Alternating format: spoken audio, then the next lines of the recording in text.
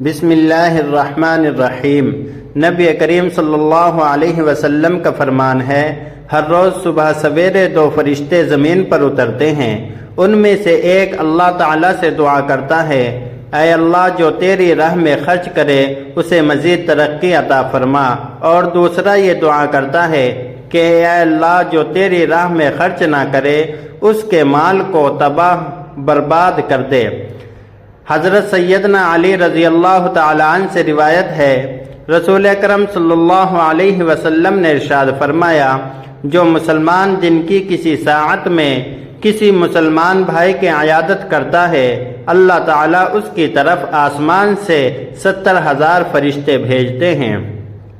جو اس کے لیے شام تک دعائیں کرتے ہیں، اور اگر رات کی کسی بھی ساعت میں عیادت کرتا ہے تو فرشتے صبح تک اس کے لیے دعا کرتے ہیں۔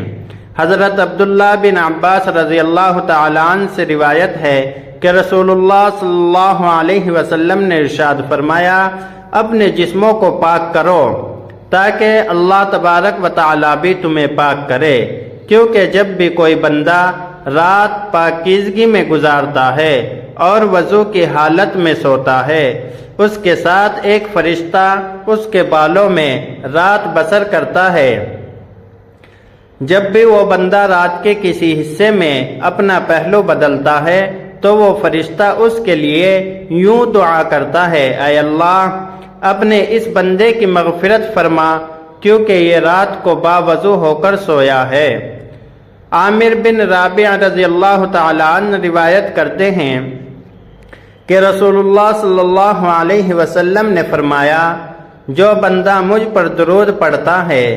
تو اس کے درود پڑھنے کے دوران ملائکہ اس کے لیے رحمت کی دعا کرتے ہیں۔ اب بندے کی مرضی ہے کہ وہ مجھ پر درود پاک کم پڑھے یا زیادہ۔ حضرت ام سلمہ رضی اللہ عنہا سے روایت ہے، انہوں نے کہا کہ رسول اللہ صلی اللہ علیہ وسلم ابو سلمہ رضی اللہ تعالی عنہ کے پاس تشریف لائے۔ اس وقت ان کی آنکھیں کھلی ہوئی تھی تو آپ نے انہیں بند کر دیا، پھر فرمایا، جب روح قبض کی جاتی ہے تو نظر اس کا پیچھا کرتی ہے۔ اس پر ان کے گھر کے کچھ لوگ چلا کر رونے لگے تو آپ صلی اللہ علیہ وسلم نے فرمایا، تم اپنے لیے بھلائی کے علاوہ اور کوئی دعا نہ کرو، کیونکہ تم جو کہتے ہو فرشتے اس پر آمین کہتے ہیں۔ پھر آپ صلی اللہ علیہ وسلم نے فرمایا، اللہ ابو سلمہ رضی اللہ تعالیٰ عنہ کی مغفرت فرما، ہدایت یافتہ لوگوں میں اس کے درجات بلند فرما، اور اس کے پیچھے رہ جانے والوں میں اس کا جانشین بنا، اور راہ جہاں کے پالنے والے ہمیں اور اس کو بخش دے، اس کے لیے اس کی قبر میں کشادگی عطا فرما، اور اس کے لیے اس کی قبر میں روشنی کر دے۔ سیدنا ابو ہریرہ سے روایت ہے کہ رسول اللہ صلی اللہ علیہ وسلم نے فرمایا، کسی شخص کا جماعت سے نماز پڑھنا اس کا گھر پر یا بازار دکان میں تنہا نماز پڑھنے سے 50 درجہ فضیلت رکھتا ہے، اس لیے کہ جب تم میں سے کوئی اچھی طرح وضو کرتا ہے اور محض نماز ہی کی خاطر مسجد میں جاتا ہے تو اس کے ہر قدم پر اس کا 1 درجہ بلند ہوتا ہے اور 1 گناہ مٹا دیا جاتا ہے، یہاں تک کہ وہ مسجد میں داخل ہو جاتا ہے، اور جب وہ مسجد پہنچ گیا تو گویا وہ نماز ہی کی حالت میں ہے، جب تک کہ وہ مسجد میں نماز کے لیے رکا رہا، اور جب تک وہ اپنی نماز کی جگہ پر بیٹھا رہتا ہے تب تک فرشتے اس کے لیے دعا کرتے رہتے ہیں، اے اللہ اس کی مغفرت فرما، اس پر رحم فرما اور اس کی توبہ قبول فرما، اور دعا کا یہ سلسلہ اس وقت تک جاری رہتا ہے جب تک کہ وہ کسی کو کوئی ایذا نہ پہنچائے یا اس کو کوئی حد سے لائق نہ ہو۔ ابو داؤد حضرت ابو ہریرہ رضی اللہ تعالیٰ عنہ سے روایت ہے، جناب رسالت آپ صلی اللہ علیہ وسلم نے ارشاد فرمایا، ایک نمازی کے بعد دوسری نماز کا انتظار کرنے والا جہاد فی سبیل اللہ کے ایسے شہسوار کی طرح ہوتا ہے جو اپنی پشت پر لے کر شدید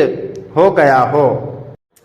ایسے نمازی کے لیے اللہ تعالیٰ کے فرشتے رحمت کی دعا کرتے ہیں جب تک کہ وہ بے وضو نہ ہو جائے یا اپنی جگہ سے اٹھ کر کھڑا نہ ہو جائے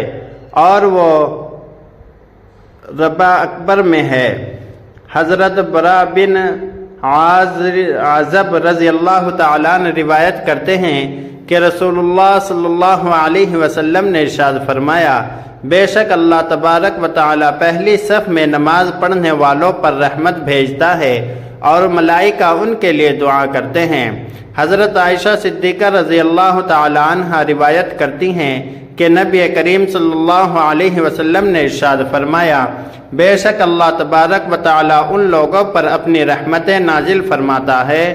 اور فرشتے ان کے لیے دعا کرتے ہیں جو نماز کی صف میں دائیں جانب کھڑے ہو جاتے ہیں،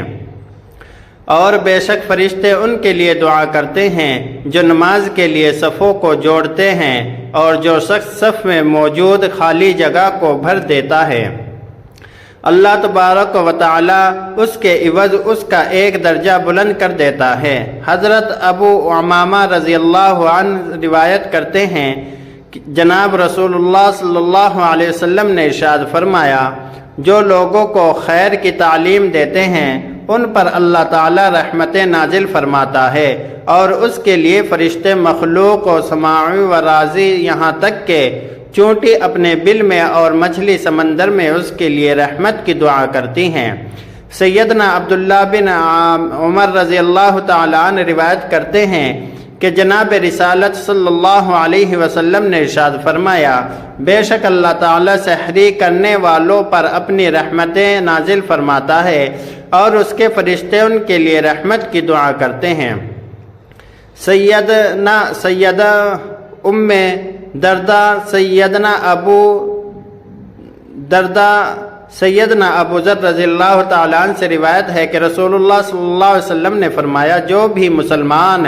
اپنے بھائی کے پس پشت دعا مانگتا ہے، فرشتہ کہتا ہے تیرے لیے بھی وہی